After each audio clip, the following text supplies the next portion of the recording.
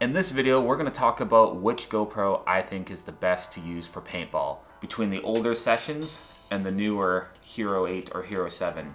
We're also going to talk about the settings I use in these cameras, as well as the mount that I use to put it to my barrel.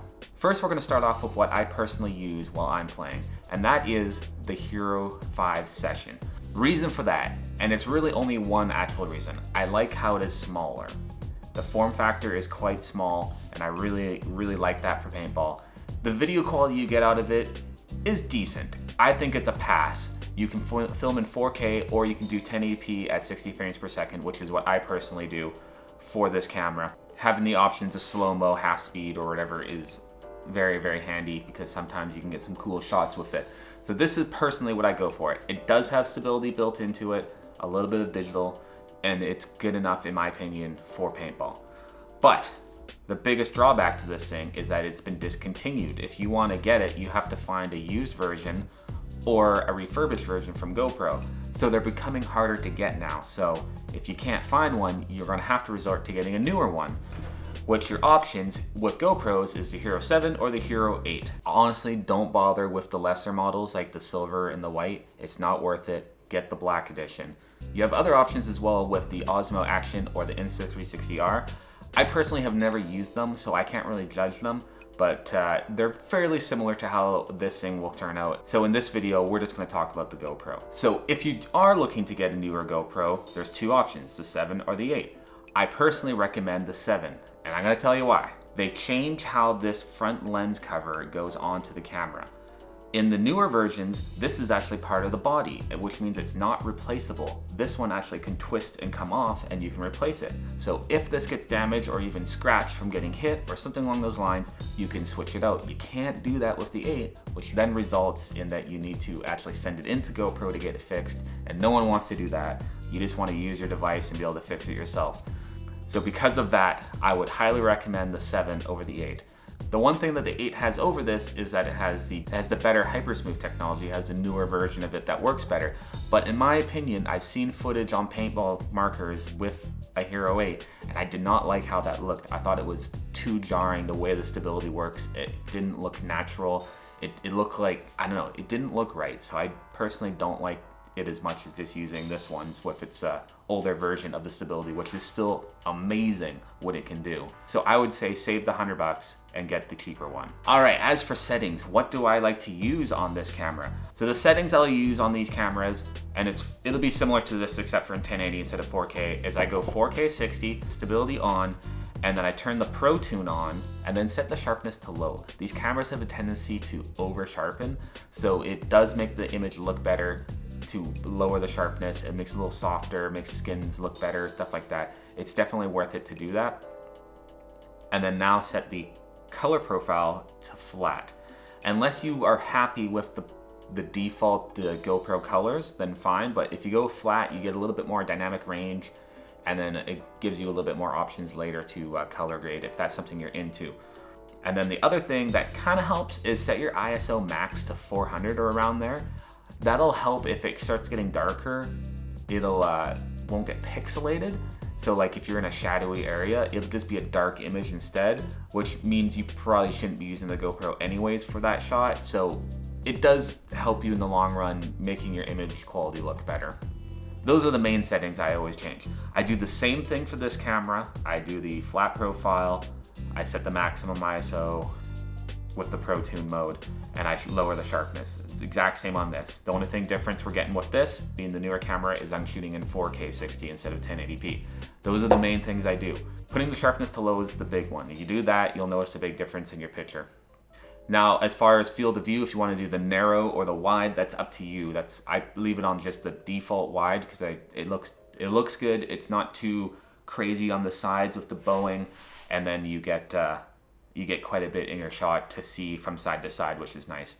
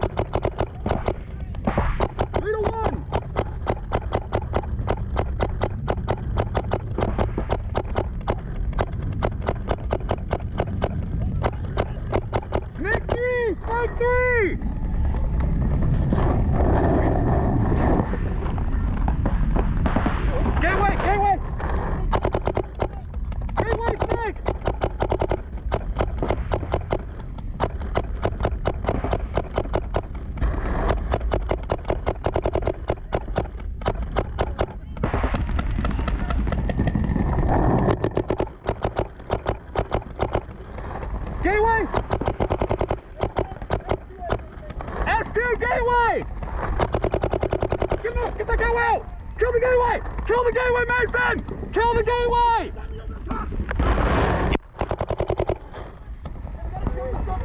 Kill the gateway, Mason! Kill the gateway!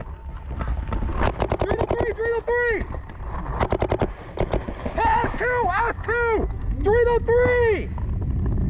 S2! 303! Hey, kill the snake! They're gonna power me! Alright, we're talking about the mount that I use now. Been using this for a couple years, it's worked very well for me.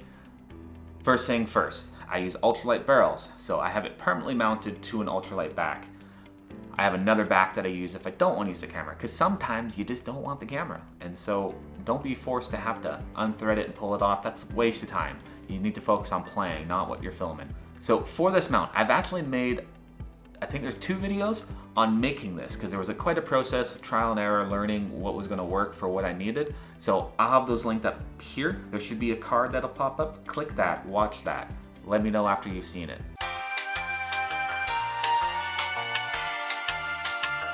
Okay, you good? You watched it? Everything's making a little more sense? You saw how I made this? You can get pretty much everything from Home Depot. You need like a P-clamp, you need some 1/4-inch hardware. This case, I'll leave a link below if you can still get it, because since this camera's been discontinued, I don't know if this case will be around anymore, so it might be hard to find. The main thing is you need to have the threads on it for filters, because then you gotta get a filter that will go over in front of the camera to protect it, because I've broken 2 of these. That's right, 2 of these have been destroyed from paintballs hitting it. It doesn't destroy the outer lens, it destroys the inner lens that you cannot be repaired. Because lots of people have sent me messages saying, oh, you can just replace it, but you can't. You can replace that piece, but you can't replace the inner lens. It'll be fried. It sucks. It's the worst thing ever. So that's why I go this way and protect it. Once again, it's all in that video. I went over everything. You just go check that out. Yeah, that's what I do for my GoPros. Now, what do I think is the best GoPro? Because for me, I still use this one all the time, but these are really good video quality. But at the end of the day, for me, I'm going with the Session because I like the smaller form factor. If they made this camera's abilities in this camera's body, that would be the perfect camera for me. That's what I would be using, but they don't, so I'm still using this for now. Alright, here's my video on GoPros for paintball. The only other thing I haven't mentioned is these are also great for learning. What I mean by that is watching your footage later and seeing what you did right and wrong. Even if you've never used the footage for anything other than maybe some Instagram posts, they're still a really good tool to have for helping you get better at the sport of paintball. So I would still recommend them for that as well. But the big thing, protect it, right? This is a fairly expensive investment, so you don't really want to be destroying them and going through them. And if you're like me and like the smaller Session, you don't want to have to keep trying to find replacements. So yeah, that's my view on GoPros for paintball. I hope this video was helpful. If it was, give it a thumbs up, hit the subscribe, hit the bell notifications, and if you made it this far in the video and you're still watching, you're the homies, you're the fans, I want to do a Q&A video next. So leave me some questions. I'll post on Instagram as well for more stuff on this. So leave me some questions for a Q&A video. So yeah, I think that's it. Okay, more videos? Yeah? I don't know what else you're doing right now. Everyone's quarantined, so here? Yeah?